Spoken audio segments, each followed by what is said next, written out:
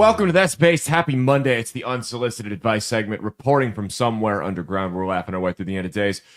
I'm your host, as always, Caleb Salvatore. We are brought to you by Outlaw Streamers and our friends at Blood of Tyrants Wines. Drink bloodofTyrants.com. Promo code BASED, BASED, like the title of the show, will save you 10% off your order at the checkout. Again, that's drinkbloodofTyrants.com. Promo code BASED, BASED, for 10% off your order at the checkout. Two types of wine, red and white, along with the Liquid Freedom energy drink for those of you pussies who don't consume alcohol. DrinkbloodofTyrants.com. Promo code BASED, BASED, like the title of the show, will save you 10% off your order at the checkout. All right, Stockholm Mia, the red face of white supremacy, has scoured the internet for us. She's found some folks who are in need of some help. What do you have anything you want to preface this with before we dive into it?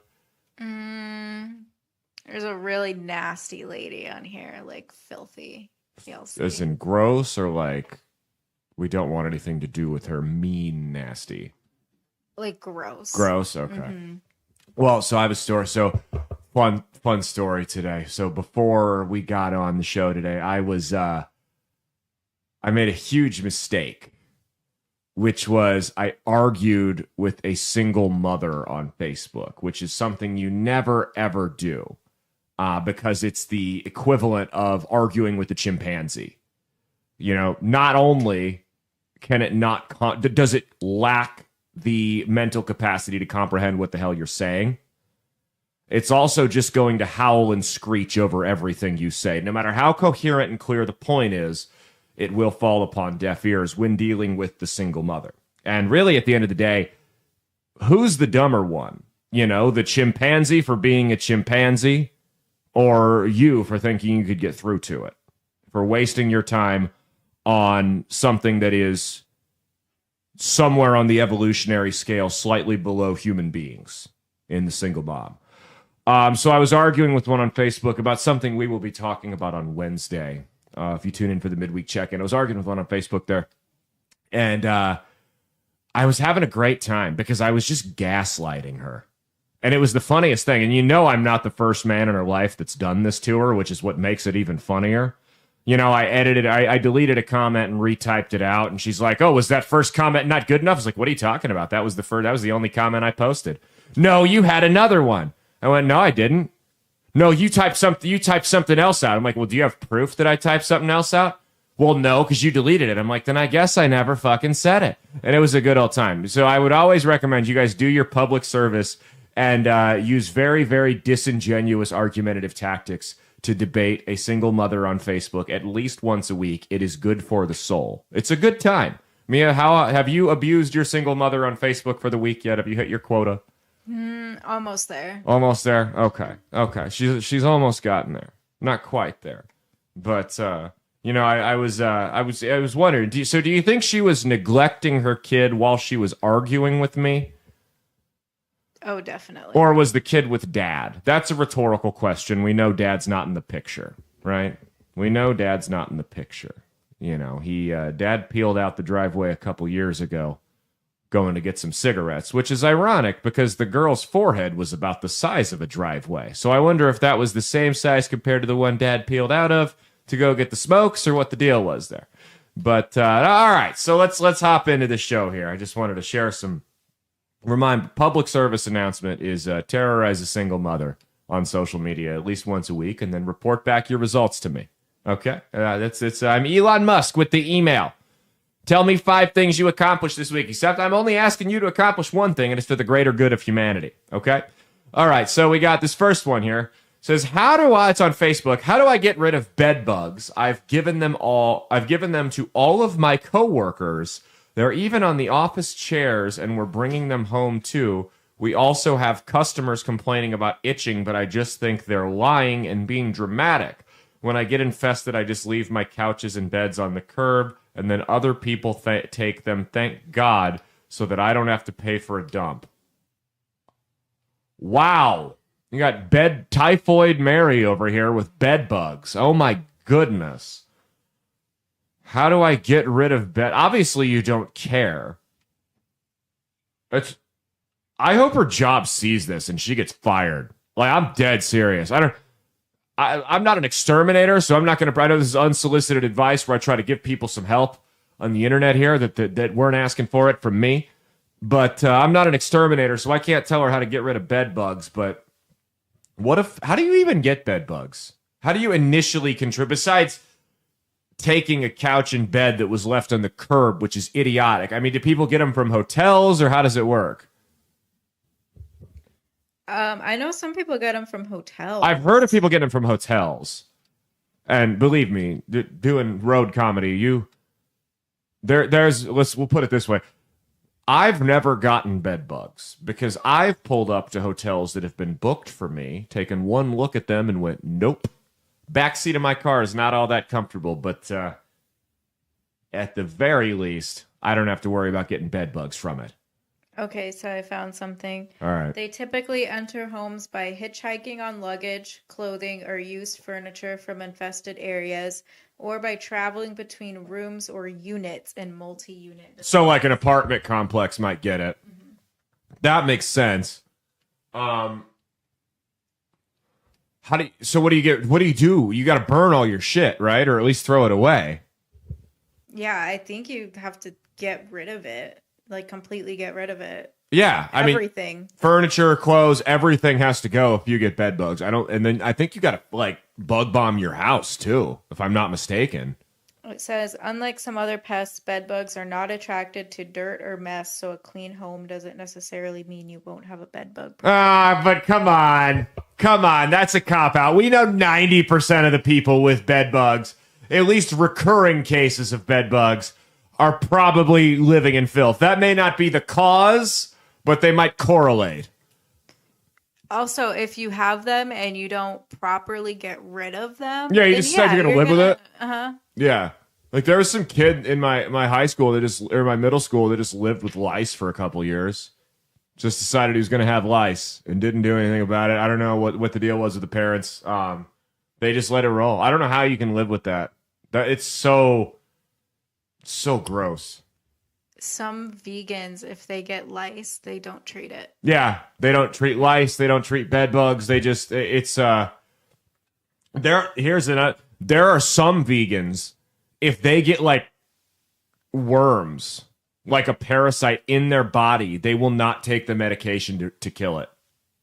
And they'll just let it slowly negatively affect their health. I mean, veganism is a mental illness, guys. It's not a lifestyle choice. It's not a diet. If you are a vegan, you are mentally ill. There is something wrong with your brain, and that's been proven. As far as the bed bug lady, I mean, hopefully your job sees this post and fires you. I hope that's the first thing that happens here, so that you can stop terrorizing. I mean, here's my other thing. If I caught bed bugs at work because somebody was bringing it there, I'm suing the company. The person probably has nothing to sue for. I don't want your bed bug infested house. I'm not suing you. I'm suing the company for creating that environment. That's good. Yeah, that's disgusting. I hate when I talk about like bed bugs and lice and shit because I start to get itchy. It's it's disgusting. All right, next one here. My ex and I work at the same financial institution. Long story short, he looked up my account information and used it to pay for one of his bills. I think that's called a felony, is what that's called. Again, also another lawsuit against the company, if you really want to do that. It says, I reviewed our handbook, and looking up anyone's account information for reasons other than business purposes is in violation of our code of conduct. He, however, took it one step further. When he used my account, did he not think you were going to find out, like, to pay for one of his bills? What can I do? If I bring this up to HR, what can I expect? Will he end up getting fired? Will he just get a slap on the wrist? This is not the first time he's looked up my account information, but it is the first time he used it for his own personal gain. It was never on my account as a signer and never had access to it. Well, if you bring this up to HR, yes, he will absolutely get fired. He will absolutely get fired. HR will make you sign something, an NDA that says you're not going to sue the company, and he will likely go to jail. What you should do is call a lawyer, set up a free consultation, find out if you have a case, and when they inevitably tell you, yes, you do have a case here, Then you go to HR and you say, I've lawyered up. Here's what he did. Then he gets fired, goes to jail, and you don't sign an NDA. That's how you handle this. I mean, this is the gall on some people. The gall of some people. Do you remember when everybody was freaking out about Elon Musk having their social security numbers? This guy has your social security number if you happen to work at whatever bank he works at. And there's thousands of people just like him at financial institutions all over the country. All these people have your social security number. But it's a big deal when Elon Musk is not taking your social security number to pay his Pornhub premium bill with. Okay? Elon Musk is not doing that. He's not paying the Spotify streaming service with your bank account information. The bank teller, who you don't care about, is doing that. So maybe just think for a little bit, okay? Man, what do you... That's a good one, though. What do you think about all this? Stealing people's bank account information. I mean, if you have the opportunity, go for it. So we're now just outright encouraging people to commit crimes on this show. There we go. It's don't go for it. Don't do that. Don't steal your ex's. Well, I guess it depends. What did she do to him? Whose fault was it that they broke up? What did she do? She may have had it coming. Like, have we considered that she had it coming? You know? I mean, like, what if she forgot to record the game? When they were out, he's like, I'm coming home late from something. Can you record the game? I'm going to miss the first quarter. And she didn't do it. She might have deserved. Maybe worse than this. We don't know. I'm not going to judge until I know both sides of the story here. Until I know what she did. Okay, let's go to the last one.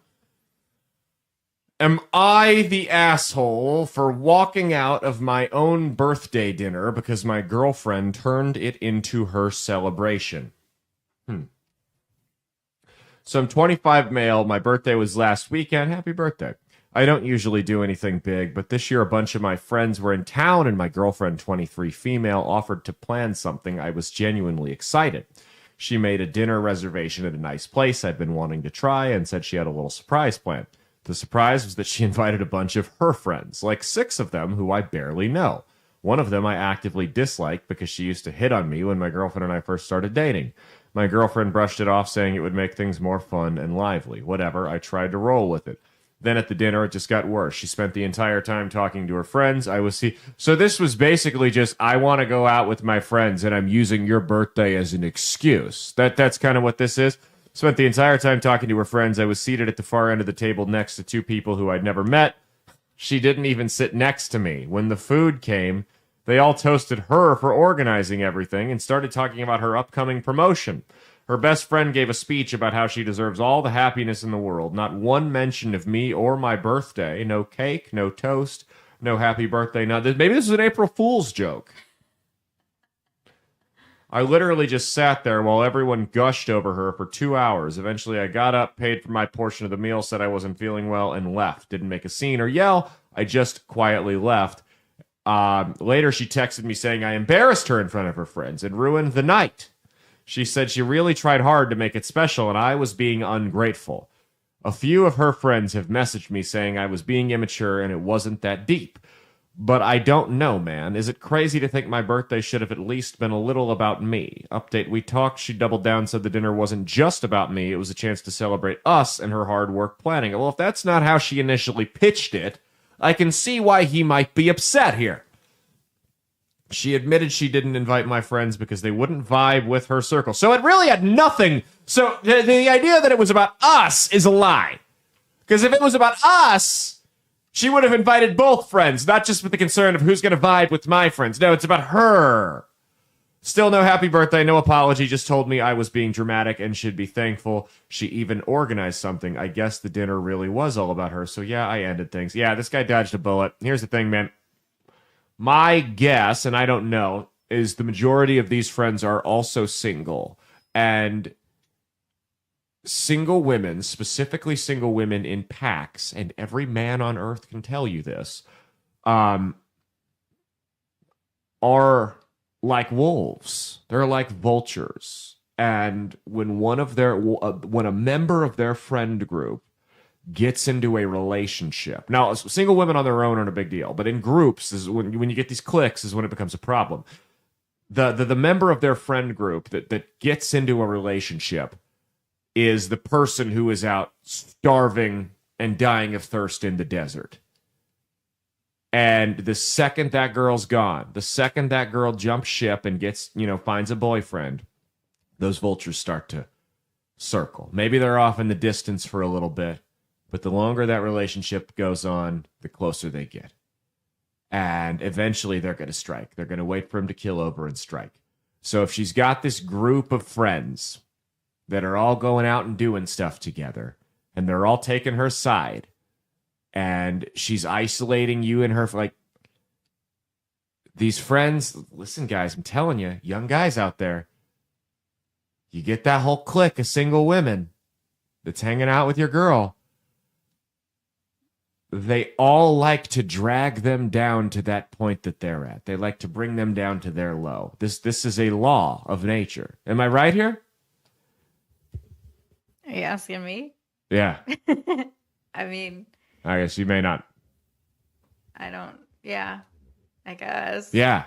This is a law of nature. It's as true as gravity. These packs of single women. That is what they do. They drag their friends back down to their level because they need to share in the misery. So the fact that she's surrounded herself with these people who don't even give you the time of day, it's really just the perfect storm. How old is this guy? 25. She's 23. I mean, I guess you're about in the age where you start having serious relationships there. But I don't know. I think he dodged a bullet. You were dating a narcissist. She threw herself a dinner, which is fine. If you want to go out to celebrate your promotion with your friends, that's fine. I don't have a problem with that. But I find it a little odd that you tell your boyfriend, hey, this is going to be your birthday dinner, then don't even acknowledge his birthday, nor do you invite anyone from his circle. Do you think she did that on purpose, and this is some humiliation ritual? Or what do you think this is? No, I think she was truly just thinking about herself. Yeah? She's just a nerd. But why sell it as a birthday dinner? Why not just go, hey, we're going to go out and celebrate my promotion with my friends? I think she was trying to make him feel like it was a birthday dinner. Oh. Like when she told him about it. Yeah. Well. But really, for her, it was to celebrate her. Odds are she was going to cheat on him that night. She probably did when he left. She saw that as the opportunity, and then the friends just hyped her up. And no, here's what I will guarantee about that pack of vultures, is the second he left, that night went from celebrating her to ragging on him. I guarantee you, when he was present, he commanded 0% of the attention. 0% of the attention while he was present. I guarantee you the moment he left, he became the subject matter for 80% of the conversation for the rest of the night. Guarantee you that is almost exclusively all they talked about was a trash session on him. Have you guys ever heard the saying a grand jury would convict a ham sandwich? Because if you're being put up on a grand jury, you can't be there to defend yourself. Your defense attorney can't be there. You can't call witnesses. You can't present evidence. It's literally just the prosecution. You're literally just the prosecution. The pack of vultures is there. Your girlfriend is the grand jury. All you're going to hear is negative, negative, negative, negative, and you're not going to be able to defend yourself. Not only are you not going to be able to defend yourself all night, they're not going to pull any punches because they're worried about offending you while you're there. So it's just the perfect storm. Had he not broken up with her, it was only a matter of time because now they caught her. I'm jumping to a lot of conclusions in this. Have you noticed that? They're probably all correct. And I would be willing to bet they're all correct here. As we know, I'm rarely ever wrong on this show. In fact, can we count on two hands how many times I've ever been wrong on this show about anything? We could probably count on multiple hands. We'd need a couple people to come. What have I ever been wrong about? I am batting 1,000 on everything. Every take I've ever had has been a good one. Every assumption I've ever made, every prediction I've ever made, everything I've ever said has been correct on this show. I don't think I've ever been wrong. Someone let me know when I've been wrong. I would be more than happy to hear about it. No, because then you're going to have people scouring through all of your episodes. Perfect. The views will go up. Get some bonus for go. I'm not offering cash. I just want to know. When have I ever on this show been wrong or had a bad take on anything? I dare somebody to let me know. I don't even dare you. I challenge you. And I know that our audience is mainly male. And as a man, you have to accept the challenge. So somebody let me know when I've ever been wrong about anything. That's the challenge. It doesn't count if you find something that I was wrong about. Oh, no. No, believe me, I don't own what she says on this show. God, no. That would crush my average. My batting average there. I have never, ever made a mistake on this show, had a bad faith take, or gotten facts incorrect, or made an incorrect prediction. I don't think I have. I'm right about I'm the Messiah. Everything. Someone says that this story is fake in the comments. There's 2 comments that say this story has been repeated multiple times. Really? Yeah. Well, it was true for somebody at some point. Yeah, at some point, someone got it from somewhere. Yeah. Or do you think they had Chat GPT write it? Here, let's have Chat GPT write one. Let's see what it says. Write a fake relationship story. Or problem, or fake relationship problem for a Reddit post, and we'll advise ChatGPT. You are the boyfriend. All right, let's see what it says. My 27 male, female 25 F, or girlfriend 25 female, insists on doing everything together, even when I ask for space. Okay, so this might sound petty, but I feel like I'm slowly losing my mind and need an outside perspective. My girlfriend, quote unquote, Anna, and this is fucking on the money. Maybe everything we've ever read has been ChatGPT. Dead internet. It's even got the too long didn't read. My girlfriend wants to be involved in every single thing I do and shows up even when I ask for alone time. I love her, but I need space sometimes. How do I handle this without making her feel rejected? Here, hold on. Try again, but make the girlfriend unhinged and crazy. Just a total loon. Pull no punches. All right, let's see what we get here. My girlfriend is completely unhinged, and I don't know how to get out without her going full Lifetime movie on me. All right, strap in. So I've been dating this girl, quote-unquote Rachel, for over a year now. And for the first couple months, everything seemed pretty normal. She was super affectionate, fun to be around, a little intense, but I thought it was just passion or whatever. Fast forward to now, and I feel like I'm living in with a deranged Disney villain who drinks iced coffee and rage. She goes through my phone daily, not sneakily. I'll wake up, she'll be sitting next to me with a blank stare going, "Who's Jessica?" Jessica's my cousin. This has happened more than once. She has a burner Instagram account where she follows all the girls who likes my posts. She also once DM'd my coworker from said burner asking if she had anything to confess. My coworker showed me and asked if I was dating a meth addict. I tried to break up with her once back in December. She locked herself in the bathroom and live streamed herself crying to her Snapchat story with captions like, "He doesn't care if I die." I didn't even know people still use Snapchat like that. She accidentally hit my dog with a throw pillow during an argument, claimed she was just trying to emphasize a point. What point requires yeeting a pillow at a 12-pound Yorkie? Side note, that's a fat Yorkie, 12 pounds. Says she also fake cried when I didn't post her for Valentine's Day. Full Waterworks wouldn't talk to me for 2 days, made an Instagram post of just a black screen that said loyalty is rare. Oh, and she has a full-on meltdown if I hang out with friends without her. Tried to go to poker night last week and she slashed my tire. Claims she was just seeing if I'd still go. At this point, I'm 90% sure if I break up with her, she'll either key something, break something, or attempt to become my stepmom by marrying my dad out of spite. I wish I were joking. I mean, what would you do here? Break up with them? That could have long-term consequences, though.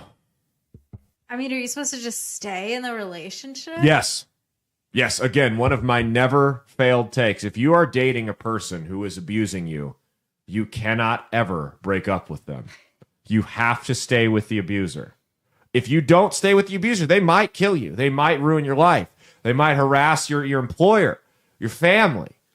If someone is abusive, it is in your best interest to stay with that person. We're going to get canceled. Because I was reading a chat GPT. It's the only way to do it.